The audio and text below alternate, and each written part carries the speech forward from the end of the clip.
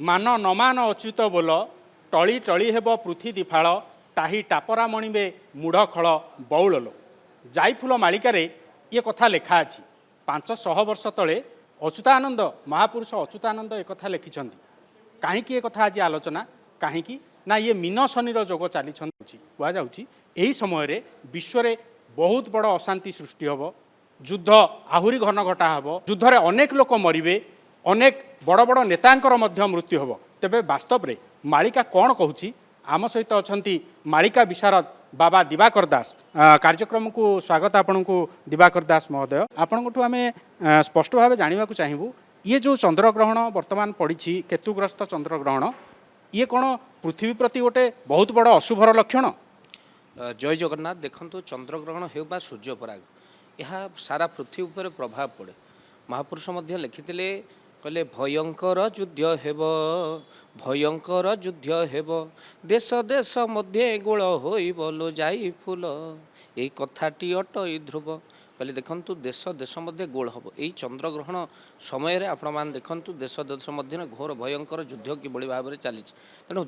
देश देश मध्य अफगानिस्तान सहित पाकिस्तान इस्राएल इराक किभली भाव में युद्ध चली आपण मैंने देखुं अनेक लोक मृत्युवरण करुँच तेणु जहाँ महापुरुष लिखिं 600 वर्ष तले ता गोटे पर गोटे सत्य हो तेणु यही मीन शनि संयोग हो जिते समर लगे भारत मंडल महापुरुष लिखिते मार्च 29 तारिख में मीन शनि जोग पड़ा आ जो समय भितर पहलग्राम आतंकवादी मैंने नरसंहार घटेले युद्धर परिस्थिति उपजिला ट्रम्पर मध्यस्थी पर जहाँ युद्ध परिस्थिति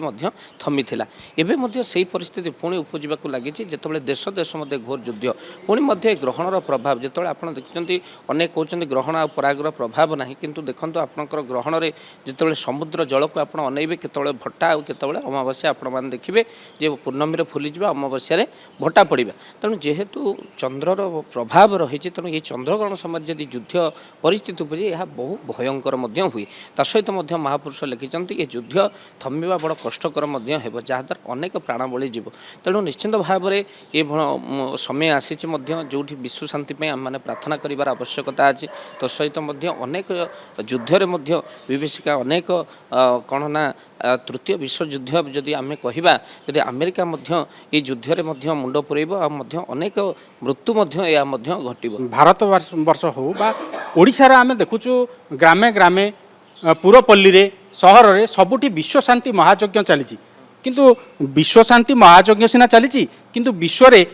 देश देश भितर युद्ध चली ये जो आपण कहते ये तृतीय विश्व युद्धर समय ये कौन एमती लगी रहा केते दिन चलो ना कौन केबे यार अवसान देखंतु जदि आम कहवा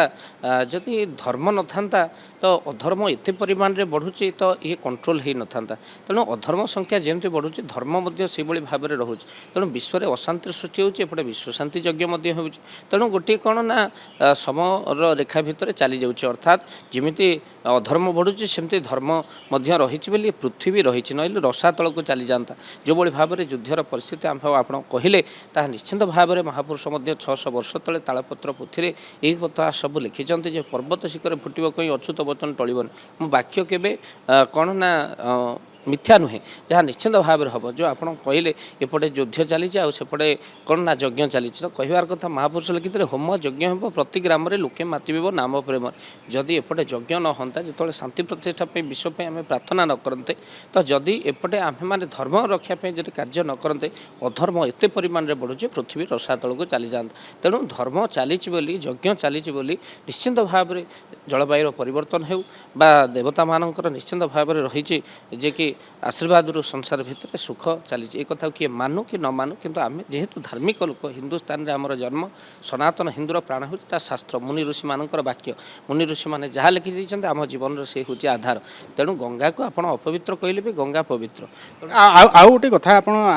आलोचना समय अनेक समय आम देखुचु जे आपण मानकु किछि हेतुवादी बहुत विरोध करुछंती जे कहउछन्ते आपण माने अज्ञ आपण किछि जानि नांती आपण गोटे लोकंकु विभ्रांति करुछंती वास्तव रे कोन आपण लोक मानकु विभ्रांति करुछंती एमती सब कथा कहि कि बिल्कुल नुहे कहीं महापुरुष एक कथा को लिखी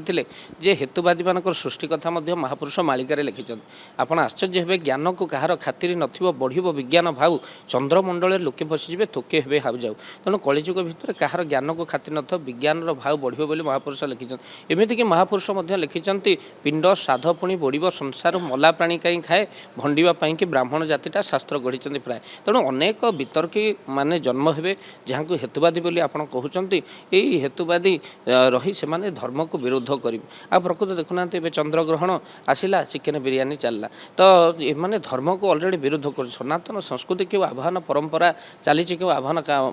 एमाने कहते आम परंपरा को चेंज करदेबू आमर परंपरा अलग आम परंपरा मुझे प्रश्न रखापी चाहे से हेतुवादी मानक जदि परंपरा को से परिवर्तन करने चाहते परंपरा रही स्त्री सहित सहवास कर पुत्र संतान जन्म करेंगे से माँ सहित सहवास कर पुत्र संतान जन्म करूँ गोटे परंपरा चेंज हो जानू ना प्रकृत एमाने धर्म को मानुना अधर्म रास्तार चलुँच आ प्रकृत एमाने परंपरा को चेंज करे से तो होनी तो आउ जदि देखा आपण मैंने देखिए ये केवल चंद्रग्रहण सूर्यपराग आसीगला तेणु एमाने थाली धरी ठिया हो धरिकी आ चिकेन बिरियानी चलो तेणु निश्चिंत भाव में किसी रही जो मैंने विज्ञान को दुहाई दे ये घटना सब घटेबे धार्मिक परंपरा को निश्चिंत भाव में आघात करेंगे समाज भितर अंधार अच्छी माने आलोक अच्छी तेणु समाज भितर अंधार अच्छी माने आलोक अच्छी शेष प्रश्न बाबा दिवाकर दास ये जो गोटे वर्तमान विश्व में गोटे अति भयंकर परिस्थिति सृष्टि होती एथुरु मुकुलिबा को मालिकारे कौन किसी लिखिं अच्युतानंद महापुरुष बढ़िया कथाटे सुशांत बाबू आप पचारे महापुरुष 600 वर्ष तले लिखिते कहले ये जो संसार भितर जो भयंकर स्थिति अच्छी ताको सुधारिबा कहले प्रभु नामकर सार तेबे भव सिंधु होइबो पारलो जाइफुल सत्य वचन मोर जदि आम दुख कष्ट भितर निवृत्ति पाइबा पई चाहूँ विश्व शांति प्रत्येक संध्या समय आम मैंने कौन करवा दरकार ना प्रभुंकर नाम जप टिके करंतु विश्व शांति में प्रार्थना करंतु मो गुरुदेव प्रेमाचार्य बाबा मधुसूदन लिखिं सृष्टिर मंगल ये मंत्र को आप मन रखिदें जो मैंने चैनल देखुं ये मीन शरणकर जोग चलती तृतीय चरण भोग हम जहाद्वारा सड़क पथर आकाश पथर जल पथर भयंकर दुर्घटना हम राजनेता मानकर मुंड गड़ आप लिखिकी रखते प्रत्येक दिन आप भयंकर दुर्घटना सब रास्त देखिए जहाँ केवे भी आप एत परिमाण में देखुन तेणु यही समय भितर मद्यप मानकर संख्या बढ़ जो